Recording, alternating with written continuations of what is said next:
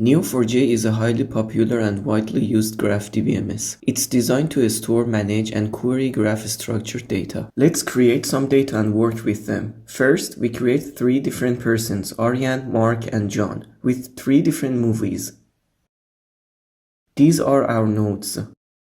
Then create some relations between them. Select Aryan, Mark, Interstellar, Shutter Island, and create the relations like Aryan and Mark both watched Interstellar.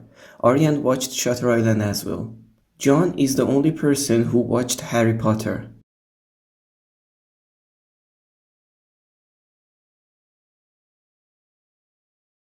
Great, let's run some queries. I want to find movies which are watched by Aryan and Mark. So select Aryan and Mark and all the movies were watched by both and return the nodes.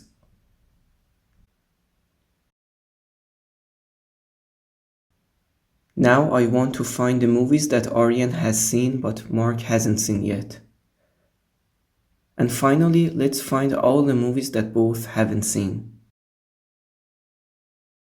I'm not sure what exactly John is doing in this scenario, but thanks for watching.